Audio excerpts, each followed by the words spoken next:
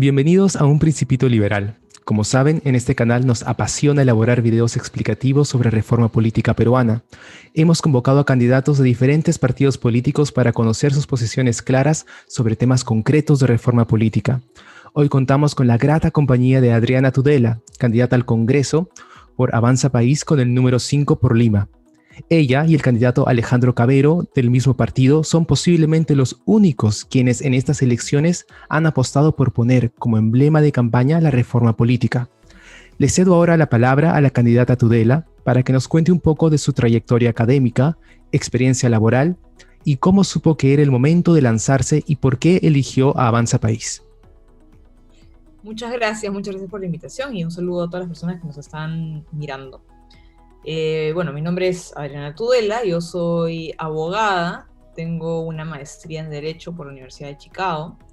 He trabajado en medios de comunicación, desde el 2016 en adelante tuve la oportunidad de trabajar en el Congreso de la República y trabajé ahí como asesora hasta marzo del año pasado. Y lo que me lleva a postular al Congreso de la República en esta oportunidad es que, al igual que la gran mayoría de peruanos, estoy muy decepcionada con cómo nuestra clase política ha venido manejando el país. Esto es algo que yo he podido ver muy de cerca justamente porque he podido trabajar en el Congreso de la República, entonces he observado muy de cerca cómo es que hemos venido poco a poco hundiéndonos cada vez más en esta crisis política que el día de hoy, digamos, ya está en un punto álgido. Y creo que lo que ha ocurrido es que nuestros políticos como punto número uno, se han olvidado de que están en el lugar en el que están, que ocupan el puesto que ocupan para servir a la ciudadanía y no para servirse a sí mismos. Y como punto número dos, han sido incapaces de distinguir entre lo que son nuestras instituciones y lo que son las personas que están de paso por esas instituciones. Entonces, al ser incapaces de distinguir entre estas dos cosas, se han dedicado durante los últimos 5 años a absorberse en una lucha por poder en el cual han utilizado a las instituciones como meros instrumentos para concentrar poder político en beneficio propio.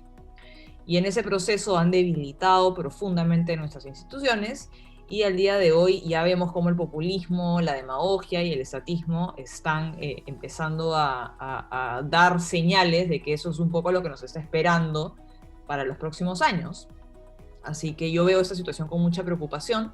Creo que es necesario dar una batalla en defensa de nuestras instituciones, en defensa de nuestras libertades, en defensa de la limitación del poder político. Es muy importante entender que la única garantía de que nuestras libertades y nuestros derechos ciudadanos se vean respetados es que el poder político se ejerza dentro de ciertos límites.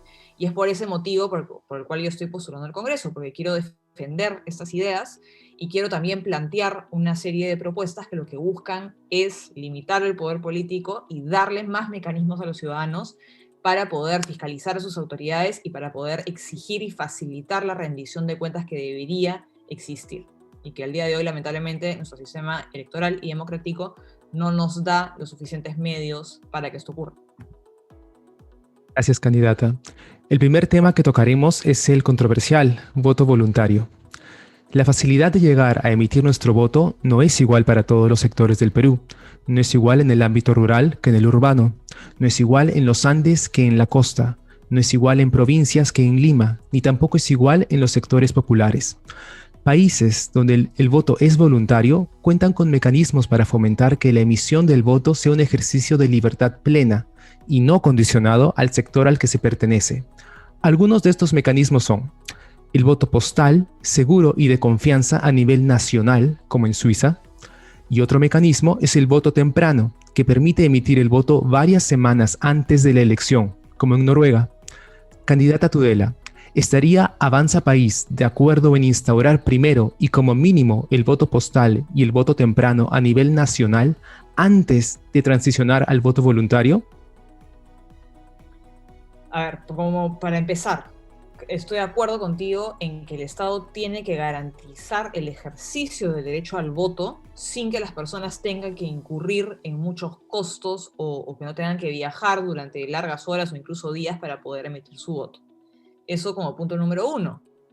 creo que esto tiene que ser garantizado por el Estado, sea el voto obligatorio o sea voluntario. Y de hecho, al día de hoy, incluso siendo el voto obligatorio, no existe tal garantía y sobre todo en zonas rurales las personas tienen que trasladarse larguísimas distancias e incurrir en gastos para poder emitir su voto. Entonces, como punto número uno, creo que esta garantía para facilitar el ejercicio del derecho al voto tiene que estar presente, sea el voto voluntario o sea obligatorio. Ahora, respecto a las propuestas que tú mencionas, yo creo que es perfectamente viable aplicar estas medidas en el Perú. Creo que más que el voto postal, tal vez el voto temprano podría ser una buena alternativa, pero como te digo, creo que tiene que haber un trabajo por parte del Estado para garantizar el ejercicio del derecho al voto sin que los ciudadanos incurran en altísimos costos.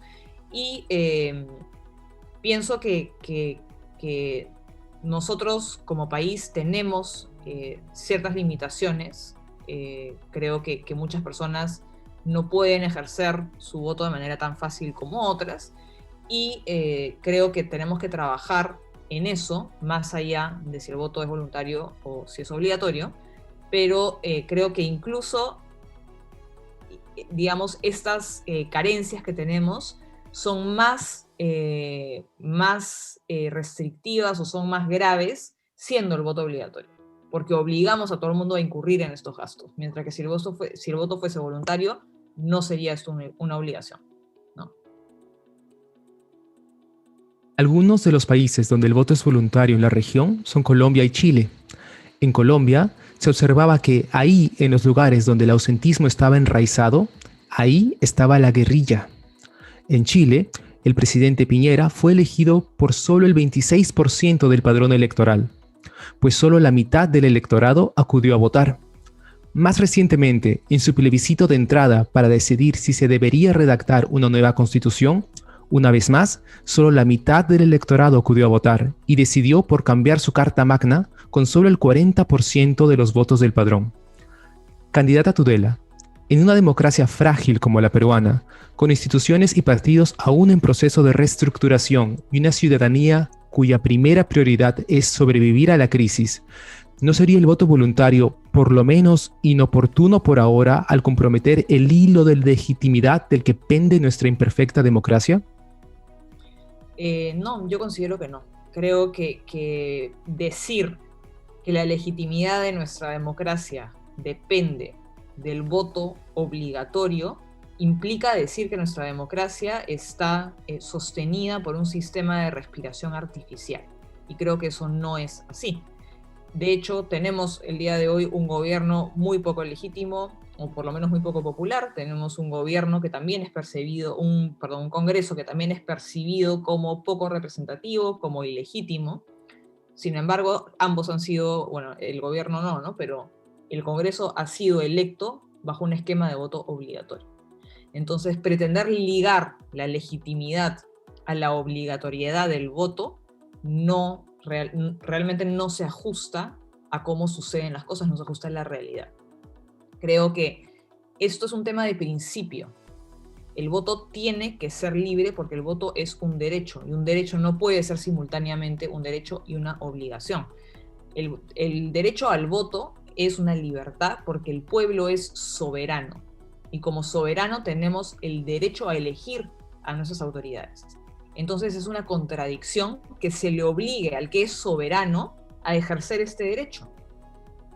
Estamos incurriendo en una contradicción y eso no puede ocurrir. Esto como un tema de principio.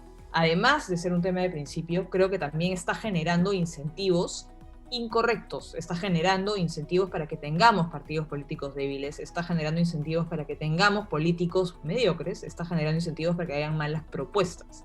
Al tener voto voluntario, lo que estamos haciendo es darle a los partidos políticos un voto cautivo.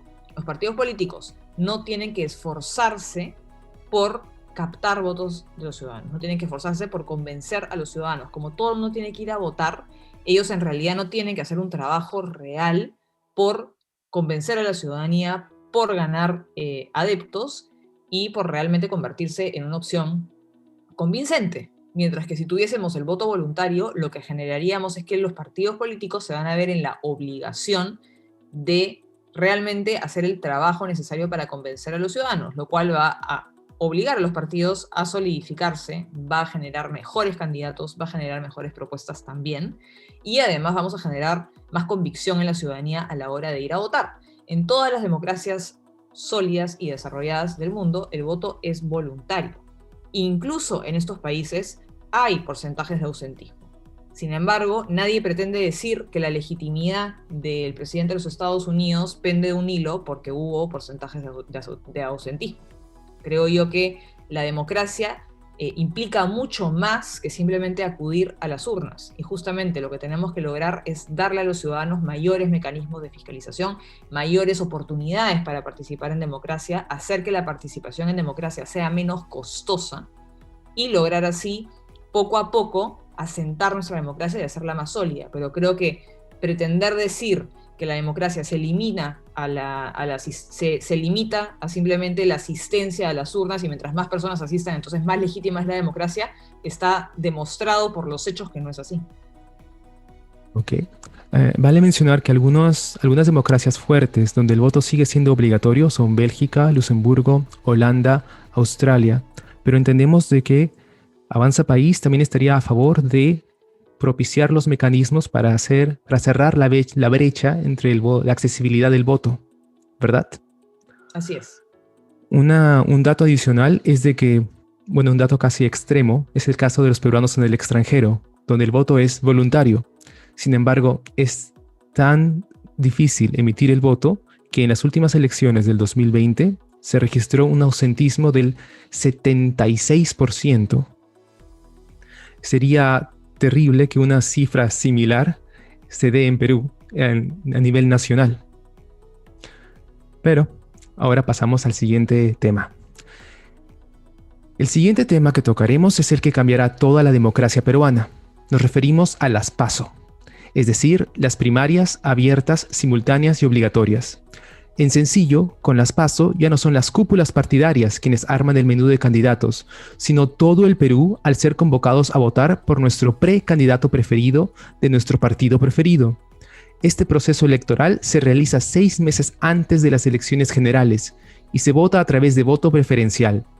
Con el ranking de votos resultante, emerge la lista final de candidatos que irán a las elecciones generales. Finalmente, dado que la aplicación del voto preferencial se mueve a las PASO, las elecciones generales por fin pueden realizarse sin usar el voto preferencial y por ende, sin microcampañas individualistas ni lucha fratricida como hasta ahora. Candidata Tudela, ¿la futura bancada de Avanza País defenderá las primarias abiertas, simultáneas y obligatorias?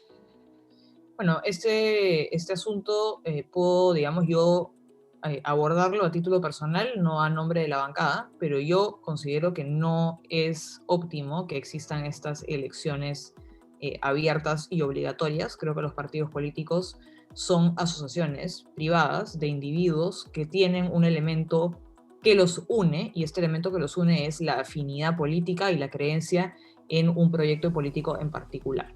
Y en ese sentido considero que no debemos permitir que el público en general tenga injerencia en las decisiones políticas que se toman dentro de un partido político. Creo que no podemos pretender que personas que no comparten la afinidad o que no comparten el proyecto en común con un partido político tengan, digamos, participación en la toma de decisiones de un partido político en particular. En ese sentido, yo considero que los partidos políticos deben tener la facultad de manejar sus elecciones internas de acuerdo a sus procedimientos, evidentemente supervisados por la OMPE, evidentemente con toda la transparencia del caso, pero creo que abrir las decisiones de los partidos políticos, que como ya mencioné, son asociaciones de individuos privadas que tienen un affecto societatis, como se dice legalistamente, que digamos que hay algo que los une y que los hace a todos pertenecer a esa organización, creo que ellos están en todo su derecho de poder, de manera interna, sin injerencias de personas que no están incluidas dentro de su organización, a tomar las decisiones respecto a cuáles van a ser sus candidatos. Y dicho esto, creo que el problema no está en que los partidos políticos digamos, tomen sus decisiones de manera interna e independiente, sino que los problemas que vemos en nuestra democracia y las campañas políticas o las microcampañas políticas en las que todo el mundo está peleándose por los protagonismos, están generadas por el sistema de elección que tenemos, que es un sistema de listas partidarias, que hace que sea excesivamente costoso hacer una campaña política, porque uno compite con muchísimos candidatos, no solo de su propia lista, sino con muchísimos candidatos de otras listas. Solamente en Lima nosotros tenemos alrededor de 700 candidatos al Congreso. Entonces, evidentemente, para los candidatos competir en una campaña de esa magnitud, con tanta competencia, se convierte en una tarea costosísima. Y justamente una de mis propuestas es cambiar la forma en la que elegimos a los congresistas. Yo estoy planteando elegir a los congresistas en institutos electorales más pequeños y bajo un sistema de elección uninominal. Esto quiere decir que le prometo que vamos a ir a ese tema en concreto y con varias preguntas al respecto. Pero más allá de que lo desarrollamos más adelante, digamos que las PASO, creo yo, que son una respuesta equivocada a un problema. Creo que hay un mal diagnóstico. Efectivamente tenemos un problema dentro de los partidos políticos, pero la solución no pasa por abrir las elecciones al público en general, sino que la solución pasa por modificar el mecanismo que utilicemos para elegir a los representantes. Un argumento que dice que los PASO no debilita a los partidos es que el único requisito por ley para que un militante participe de las PASO es que el militante que quiera lanzarse como precandidato tenga por lo menos un año de afiliación al partido.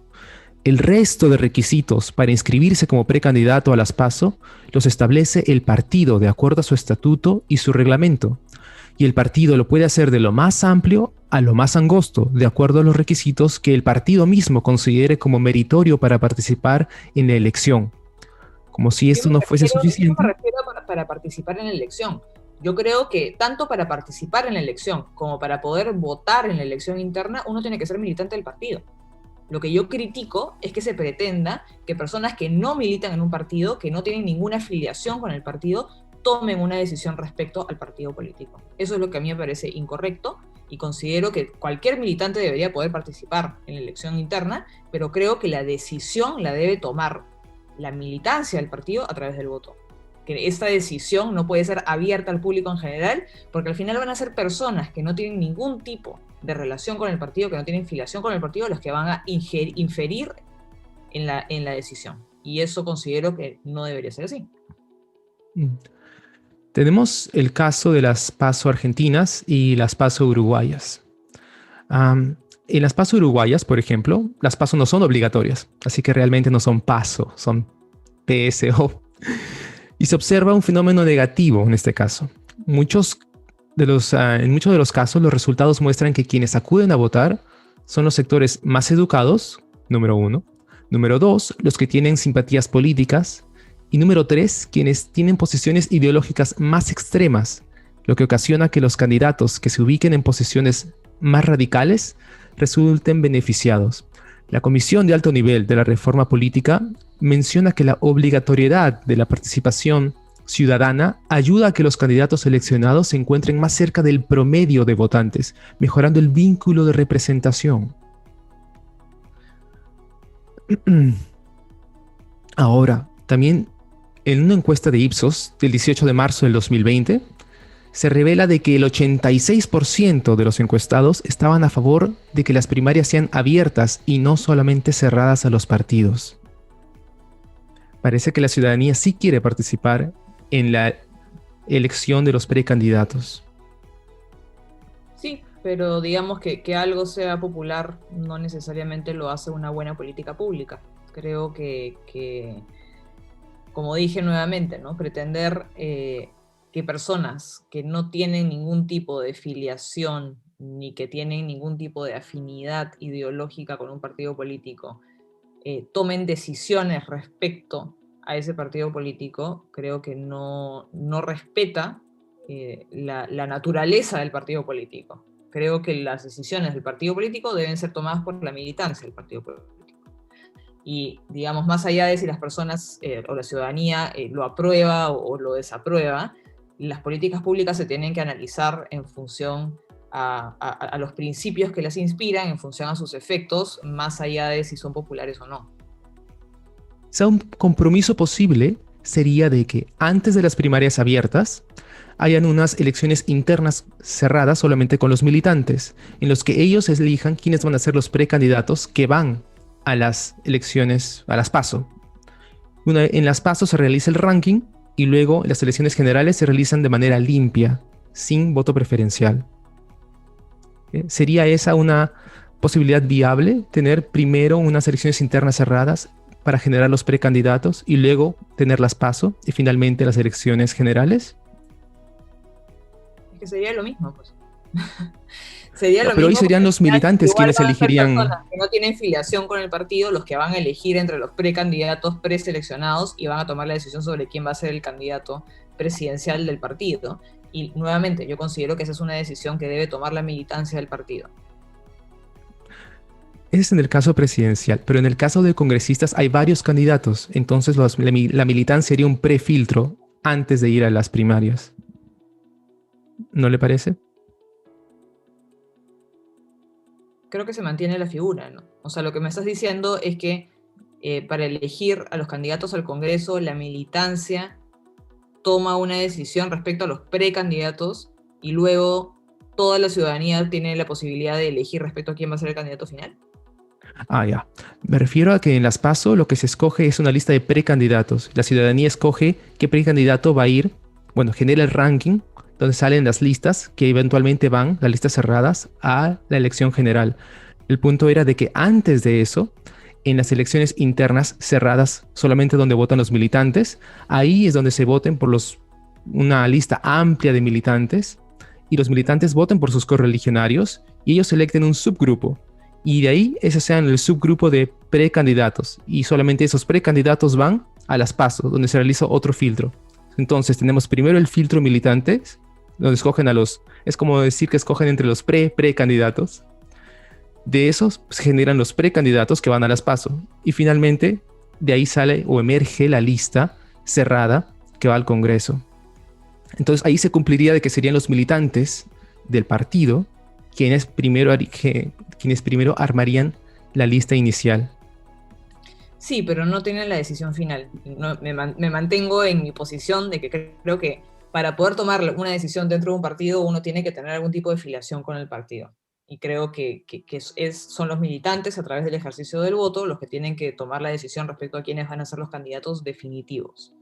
Y nuevamente, creo que los problemas que estamos, digamos, tratando de solucionar con esta figura de las PASOs son solucionables cambiando el mecanismo de elección, que yo considero que debe ser un sistema de elección uninominal, que soluciona todo este problema de las listas, soluciona el problema del voto preferencial.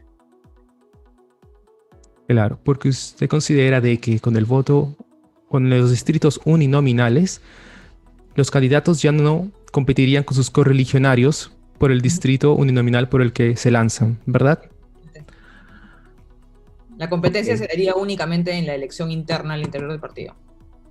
Y el candidato elegido es el que postula por el partido en determinado distrito electoral, con lo cual ya no hay ninguna necesidad de que exista el voto preferencial, porque las personas van a votar por un candidato, una persona con nombre y apellido.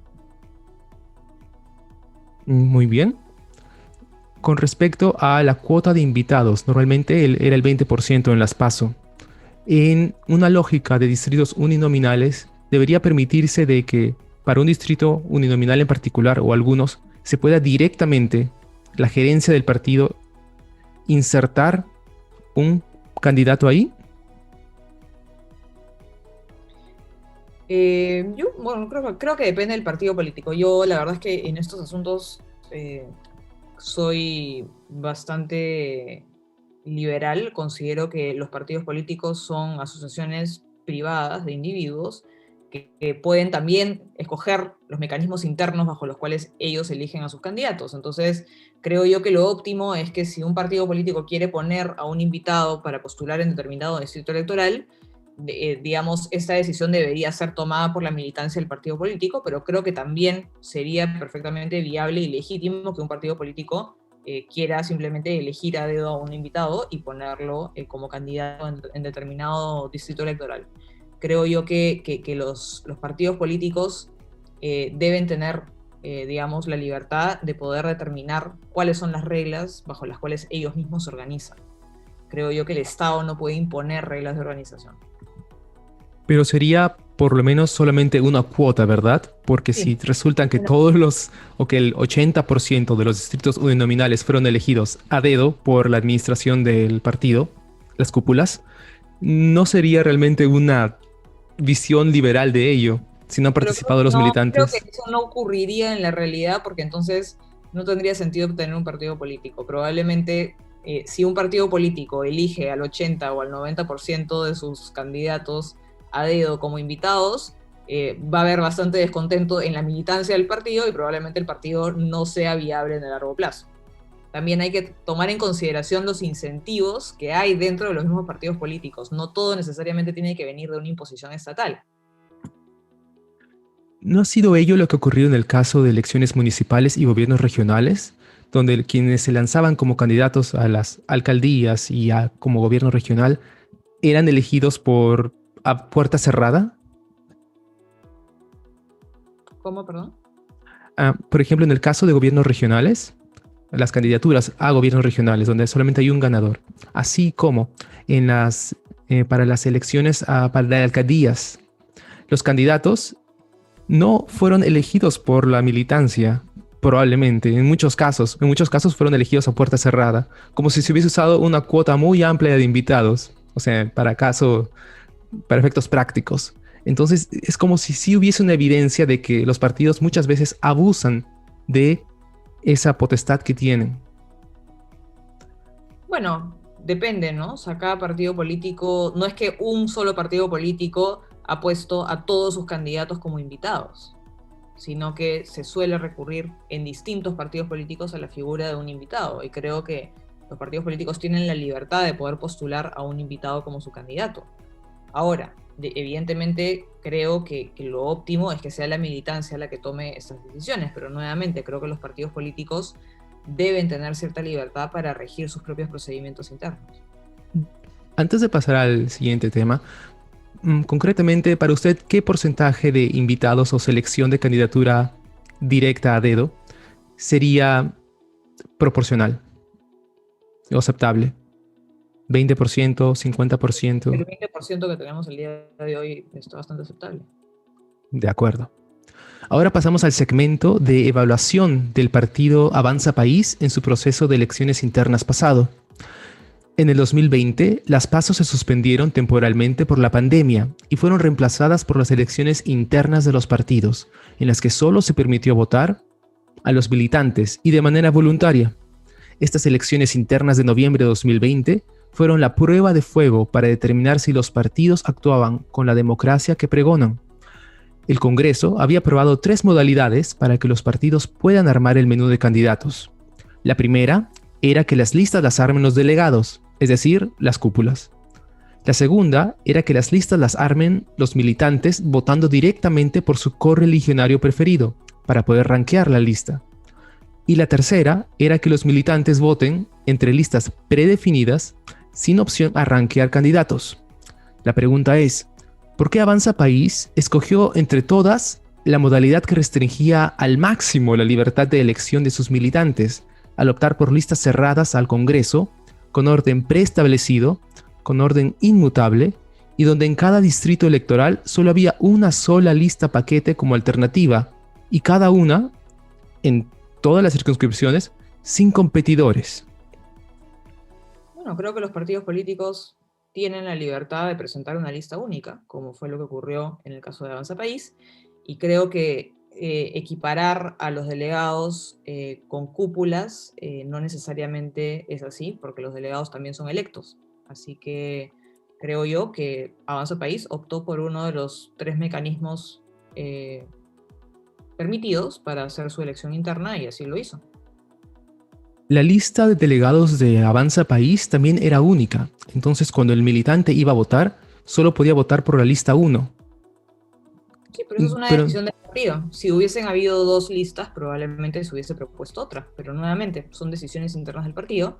Se planteó una lista única, no es que, digamos, hubo una segunda propuesta que se prohibió o que no se permitió, hubo una sola lista y los militantes fueron a votar por esa lista, y si es que hubiese habido otra opción, también los militantes tenían la posibilidad de plantearla, pero no lo hicieron. De acuerdo, pero la pregunta queda, y no solamente de Avanza País, de hecho varios partidos optaron por las listas cerradas sin competidores, pero entonces el voto del militante, así hubiesen votado 5 personas, hubiesen votado todos los militantes, no cambiaba el efecto final, porque como solamente había una lista competidora en cada uno de los casos y una sola lista de delegados, entonces incluso los delegados tenían solamente una sola opción. Lo que ocurrió en efectos prácticos es de que se armaron las listas por la administración de los partidos, y esas listas que formaron ellos a puerta cerrada quedaron sin que los militantes tuviesen ninguna injerencia. Y si la tuvieron, ¿cuál sería la injerencia que usted siente que hubo de los militantes? ¿Qué decisión tuvieron los militantes en las internas? ¿Qué decisión verdadera? Bueno, digamos, el proceso de selección de los candidatos y de las listas fueron abiertos, conocidos por todos los militantes, y nuevamente, si es que los militantes hubiesen planteado una segunda lista como alternativa, esto evidentemente se hubiese permitido y hubiesen competido dos listas, pero nuevamente, digamos, no se planteó una segunda lista como alternativa, y esta fue una decisión libre e interna dentro del partido. No ha habido, digamos, una opresión de los militantes al tomar esta decisión, todo lo contrario. Ok, ahora pasamos al tema de los distritos uninominales, que también es controversial. La idea de los distritos uninominales es subdividir las actuales circunscripciones en distritos electorales mucho más reducidos, en los que cada distrito electoral tenga un solo representante en el Congreso, fácilmente identificable por los ciudadanos residentes del mismo. Candidata Tudela, dado que en cada distrito habría un solo ganador, ¿cuál sería el mecanismo para determinar quién se llevaría el único escaño dentro del distrito uninominal? ¿Sería el partido que logre la primera minoría, así sea menos del 50%, como se hace hoy en las elecciones municipales? ¿O debería haber una segunda vuelta entre los dos partidos más votados, como se hace hoy en las elecciones de gobierno regional? ¿O debería haber una segunda vuelta entre los que pasen el 12.5% del padrón electoral local, como en Francia? No, considero que el que gana en primera vuelta debería ocupar el escaño que corresponde para ese distrito electoral. Y eso también creo que va a generar que hayan menos incentivos para la radicalización de los candidatos. Casi no es muy conocido en Perú, pero el caso de Madre de Dios podría decirse que es prácticamente un distrito uninominal, porque solamente existe un escaño para Madre de Dios.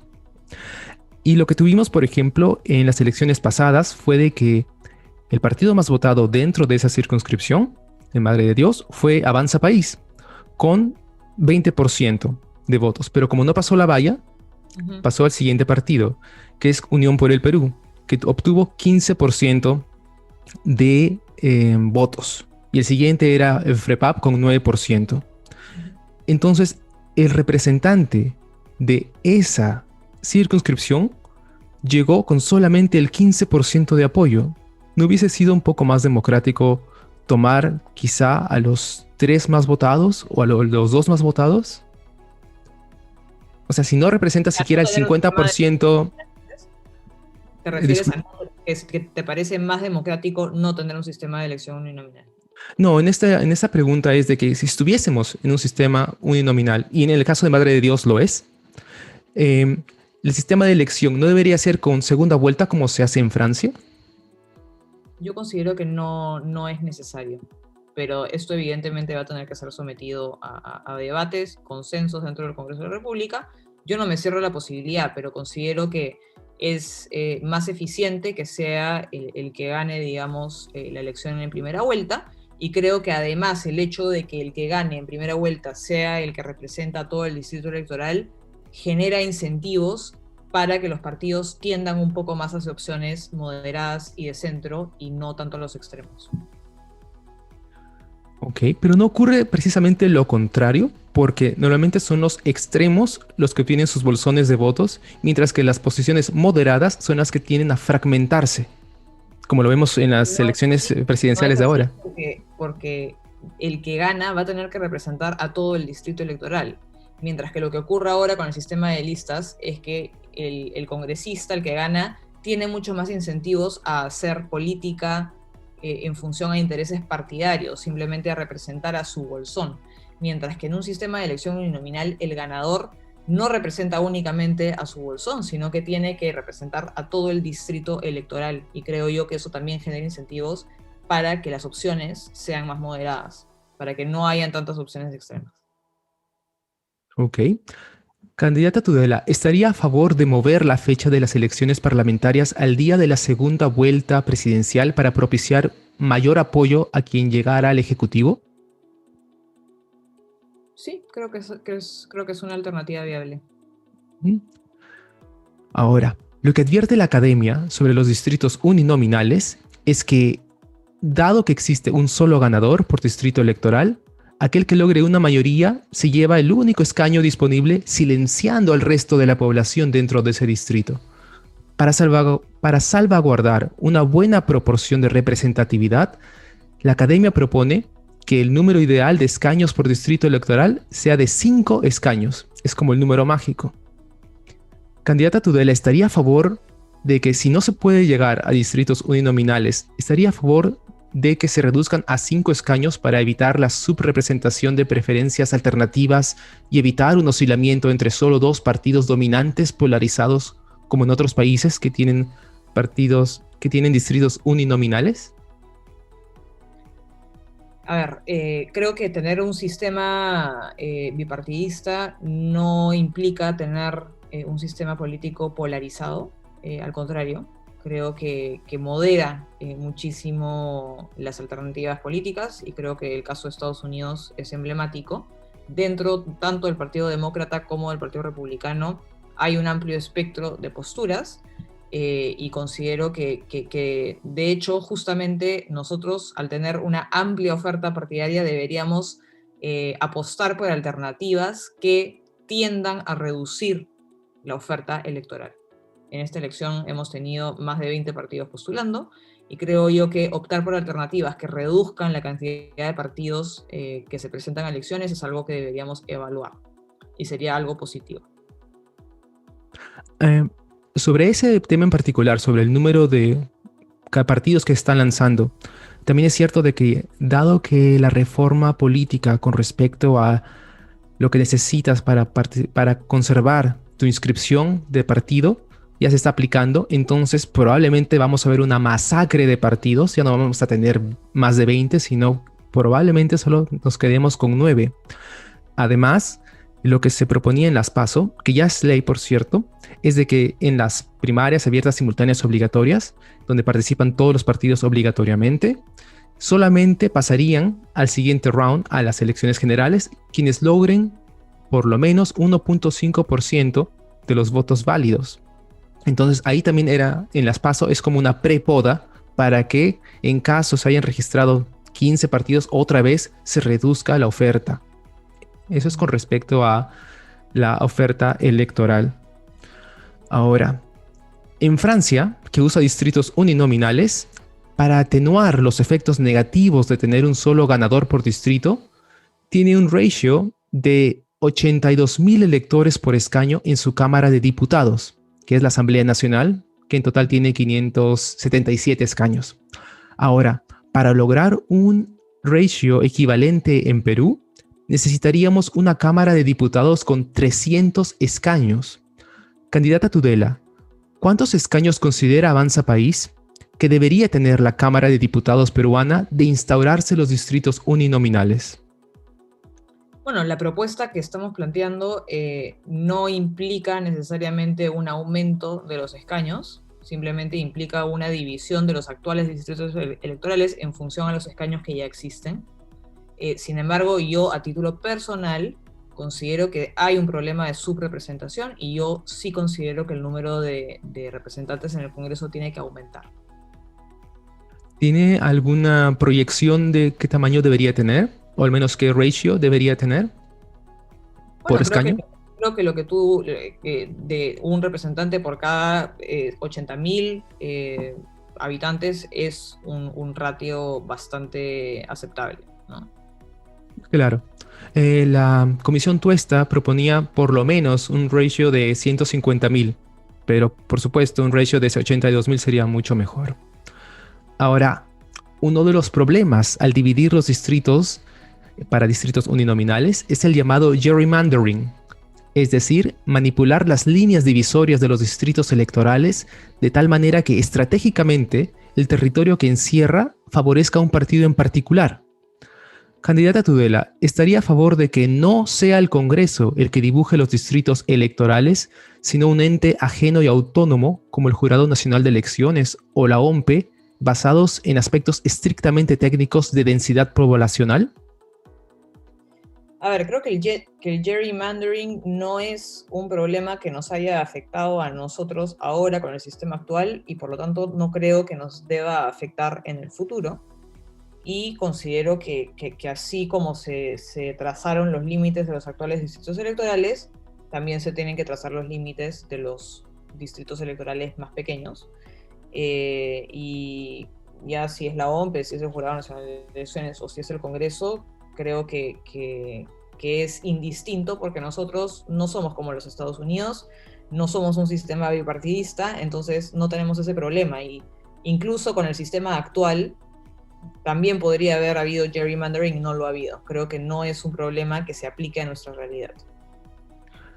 Si bien es cierto, no tenemos un sistema bipartidista, precisamente quizá han sido los distritos uninominales los que han empujado a Estados Unidos, a Francia, al Reino Unido a convertirse en bipartidistas y evitar de que entre un tercero. Y eso se ve en las distribuciones que tienen los partidos. Así que quizá sea una consecuencia de tenerla un... O sea, si lo vemos muy a largo plazo, ¿no? Y digamos, si es que es un resultado de que nos convirtamos en un partido bipartidista y empezamos a ver este problema del gerrymandering, tal vez ahí deberíamos evaluar qué hacer, pero no es un problema que hayamos tenido antes ni que vayamos a tener en el futuro cercano. Y además, digamos, en los Estados Unidos existe el gerrymandering porque cada cierto tiempo existe la obligación de volver a trazar los distritos electorales, cosa que no sucede en el Perú. Entonces, no veo por qué eso tendría que empezar a ocurrir simplemente por reducir el tamaño de los distritos electorales. Pero lo ideal sería que dibujar esas líneas divisorias no tenga un componente político, ¿verdad? Sí, evidentemente, pero creo que bajo nuestro actual sistema democrático y teniendo la cantidad de partidos que tenemos y existiendo la impredictibilidad que existe en el Perú, sería muy difícil, digamos, que alguien trace un límite de un distrito electoral considerando, digamos, beneficiar a un partido en particular, porque creo que no tenemos ese nivel de certidumbre, ni de estabilidad, ni de predictibilidad en cuanto a las preferencias para poder realmente hacerlo. ¿De acuerdo?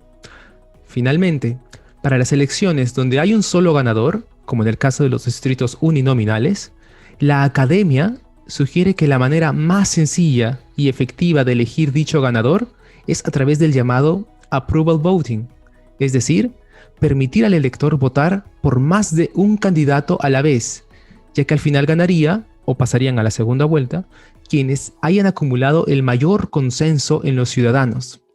Este voto múltiple evitaría así la fragmentación del voto y los partidos moderados de una misma línea ya no se quitarían votos entre sí. Candidata Tudela, ¿estaría a favor de instaurar el voto múltiple en las elecciones donde existe un solo ganador? Mira, yo creo que la discusión respecto a los sistemas de votación es muy interesante. Hay muchísimos sistemas de votación, todos tienen ventajas y todos también tienen desventajas.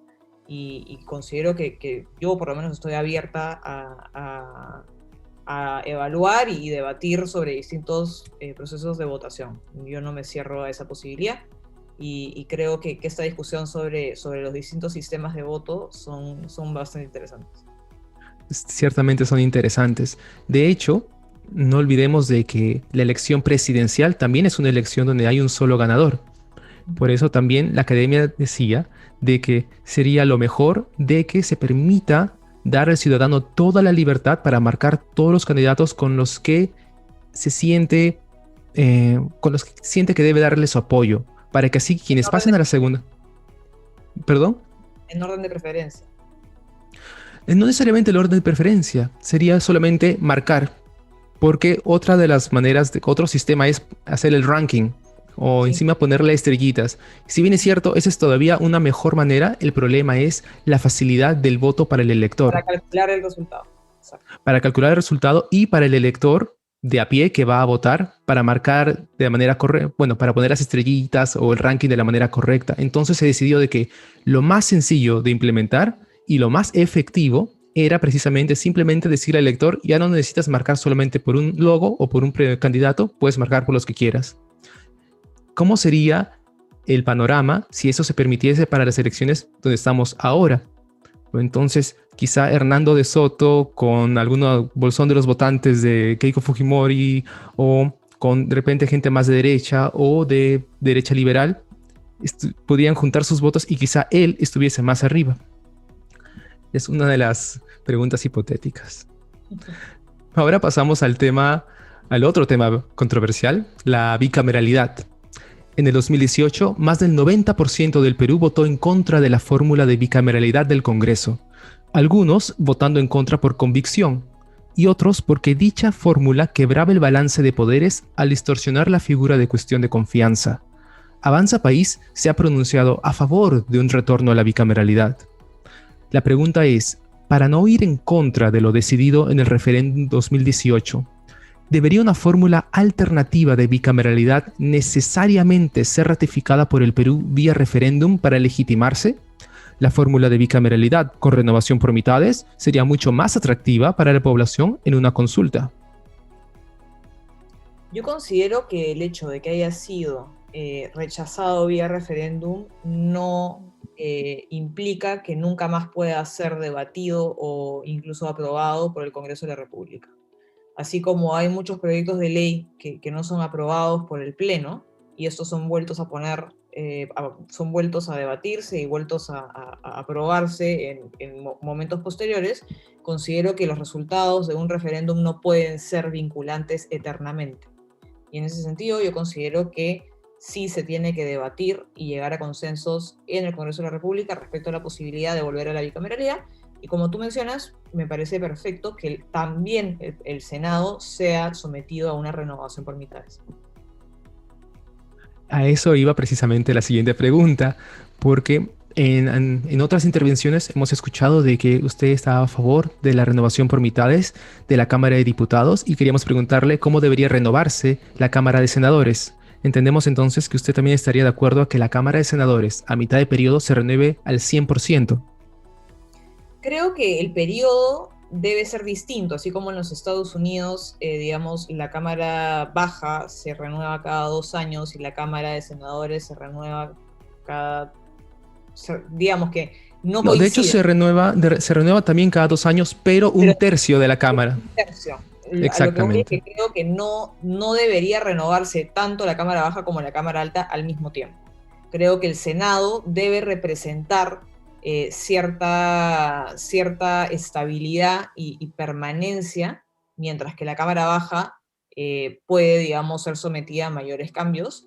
Yo considero que así como, como la Cámara Baja puede renovarse por mitades, el Senado podría renovarse tal vez por tercios, pero creo que los momentos de renovación no deben coincidir. Ok. Mm, entiendo entonces, o entendemos, de que a mitad de periodo, a los 2.5 años, debería renovarse el 100% de la Cámara de Representantes, o la Cámara de Diputados. Excelente. Y usted considera que como Pero en no Estados al Unidos... 100%, ¿no? O sea, se somete a renovación al 100%, pero es, digamos, puede ser posible reelegidos. que Es, pueden, claro, no claro, necesariamente claro. va a cambiar al 100%, ¿no? Ujú. Claro, nos referíamos a de que todos los escaños son sometidos otra vez a Todos votación. están sometidos a renovación, sí. Exactamente. Y la Cámara de Senadores sería intercalado. Me parece que en Estados Unidos lo que hacen es, el periodo dura 6 años y cada 2 años se renueva un tercio, porque Sí. 6 es divisible entre 3 cada 2 años. Entonces, eso es lo que usted consideraría, que sea también intercalado para tener un poco de estabilidad en la Cámara de Senadores. ¿De Exacto. acuerdo? Eh, Candidata Tudela, ¿deberían los senadores ser elegidos en circunscripción única nacional para contrarrestar la subrepresentación de Lima en la Cámara de Diputados? No, creo que tenemos que aumentar el número de escaños en la Cámara de Diputados para contrarrestar la subrepresentación y creo que la Cámara de Senadores debería ser electa por distritos, digamos, a nivel regional, porque si es por distrito único nacional, también corremos el riesgo de que Lima esté sobre representada.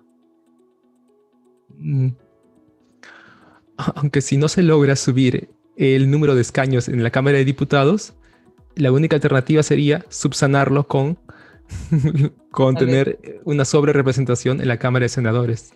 sí. Bueno, se puede caminar hacia esa solución. A su parecer, ¿qué requisitos adicionales debería cumplir los candidatos a senadores? Bueno, creo que debe tener un mínimo de edad. Yo creo que deberían ser personas mayores de 50 o de 60 años. Eh, Creo que también su nivel de formación debe ser superior. Creo que se debe exigir tener un título universitario y también, digamos, tener cierta trayectoria o años de experiencia laboral. Creo El que requisito... Continúe, por favor. No, que creo que evidentemente la elección de los senadores debe exigir requisitos distintos a los de los diputados. El requisito de estudios superiores no iría en contra del derecho de que el Senado también represente a la población. ¿No sería un poco elitista? Más allá de que podemos estar de acuerdo de que deberían haber una valla un poco más grande o más alta. No considero que sea elitista exigir ciertos niveles de formación académica, en lo absoluto. Porque, digamos, lo que queremos es que la Cámara de Senadores se distinga de alguna manera de la Cámara de Diputados. Entonces, si no lo hacemos bajo el argumento de que sería elitista hacerlo, entonces ¿para qué vamos a tener un Senado? ¿No? Como que no tiene mucho Lo sentido. que, lo que se proponía era de que, si bien es cierto, se suba la edad para integrar el Senado, o se incluye un requisito como que ya se ha participado en la Cámara de Diputados en algunos años anteriores. Lo que proponía la Comisión Tuesta era solamente esos dos, pero decían también de que ese requerimiento académico no caiga sobre el representante, sino sobre sus asesores y que se escojan por concurso público.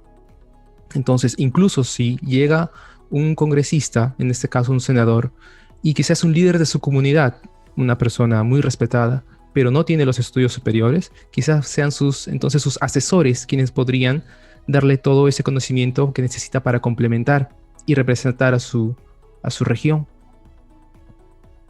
Creo que eso es un poco una distorsión, ¿no? Yo creo que lo óptimo es que sea el representante el que tenga las capacidades y los conocimientos necesarios para llevar a cabo su función de representación de manera óptima y no, digamos, subsanar eso contratando más asesores que implican además un gasto.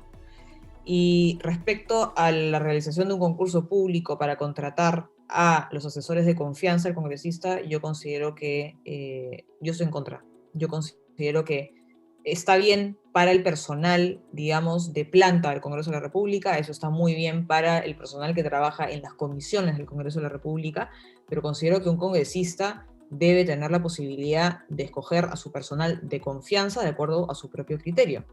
Ahora, dicho esto, yo considero que los congresistas deben tener menos asesores. Creo que deberían tener 2 o 3, y solo en la medida en que sean miembros de más comisiones, o sea, en la medida en que tengan más carga de trabajo, pueden solicitar la posibilidad de aumentar las contrataciones de sus asesores. Pero creo que al día de hoy los congresistas tienen la posibilidad de contratar entre 6 o 7 asesores de cajón por default, y creo que eso no debería ser así. Pero creo que los congresistas sí deben mantener la posibilidad de elegirlos de acuerdo a su criterio, porque son personas de su confianza. Ok. Cerramos ese tema diciendo que la propuesta de un concurso público para los asesores era de transparencia. Ujú. El siguiente tema es la nueva constitución. Avanza País se ha manifestado en contra de entrar en un proceso constituyente dado el contexto de crisis actual y por venir. Sin embargo, lo realista es que el próximo ejecutivo va a tener una oposición sofocante, ello sin contar que partidos encabezando las encuestas congresales como Acción Popular, Somos Perú y el Partido Morado, sí estarían a favor de consultar a la población si desea una nueva constitución. Ambos factores nos llevan al inexorable futuro cercano de que un proceso constituyente peruano inicie. Candidata Tudela, dada la importancia de la elección de los miembros de la Asamblea Constituyente, ¿se deberían realizar previamente unas PASO constituyentes? Incluso si usted no está a favor de las PASO, pero quizá de manera excepcional por ser la Asamblea Constituyente, para no caer en los vicios propios del voto preferencial cuando se realiza una sola elección. Bueno, yo estoy en contra de que se convoque a una asamblea constituyente. O sea que, primer Claro, paso, pero que sí. no se debería convocar a una asamblea constituyente. Considero que nuestra constitución es una constitución que nos ha traído un nivel de desarrollo que nunca antes habíamos visto. Creo que hay muchas cosas que se pueden mejorar, pero el llamado a hacer esas mejoras es el Congreso de la República, el cual incluso está en la facultad de reformar totalmente la Constitución. No hay ninguna necesidad de convocar a una asamblea constituyente, que lo único que va a hacer es duplicar las funciones del Congreso y lo va a suplantar. Así que yo estoy en contra de convocar a una asamblea constituyente, estoy a favor de realizar reformas a la Constitución desde el Congreso de la República. Ciertamente, y muchos de nuestros oyentes también van a estar en contra de una asamblea constituyente, pero todo parece indicar que va a ser una realidad que se acerca como un meteorito. Así que poniéndonos en ese escenario realista que ya estamos sobre eso, ¿cuál sería el mecanismo o cuál sería el aporte de Avanza País para un mecanismo de elección para los miembros de la asamblea? Bueno, considero que probablemente si es que se lleva a cabo la convocatoria de una asamblea constituyente, el mecanismo de elección va a ser el mismo que tenemos el día de hoy, ¿no? Con los vicios del voto preferencial. Por eso mencionábamos si deberían haber unas PASO. Digamos, yo estoy en contra porque incluso si asumimos que se va a llevar a cabo, vamos a suplantar al Congreso de la República, vamos a duplicar las funciones y vamos a incurrir en los mismos vicios que existen al día de hoy en el sistema de elección del Congreso de la República. Entonces considero que no tiene sentido y entiendo el sentido de tu pregunta, ¿no? Pero creo que no hay ninguna necesidad de suplantar al Congreso de la República. El Congreso de la República puede reformar la Constitución, ya sea parcial o totalmente. Y probablemente si en los próximos años se convoca a una asamblea constituyente, el mecanismo de elección va a ser el mismo, ¿no? No podemos cambiar las reglas del juego únicamente para la asamblea. Ok. El partido Somos Perú propone que cuando la nueva constitución sea sometida a referéndum, esto requiere obtener más del 70% para ser aceptada. Candidata Tudela, ¿Avanza País estaría a favor de exigir de igual manera un porcentaje superior al 70% y no solo el 50%? No veo cuál sería el fundamento para exigir que sea el 70 o no el 80 o el 85. Yo creo que las mayorías, las decisiones en la democracia se toman por mayoría y la mayoría es el 50% más uno. Probablemente era la idea de buscar un consenso, una supermayoría, dado que es aprobar la Carta Magna, o en su defecto rechazarla. Pero usted dice que con 50% se podría tomar la decisión.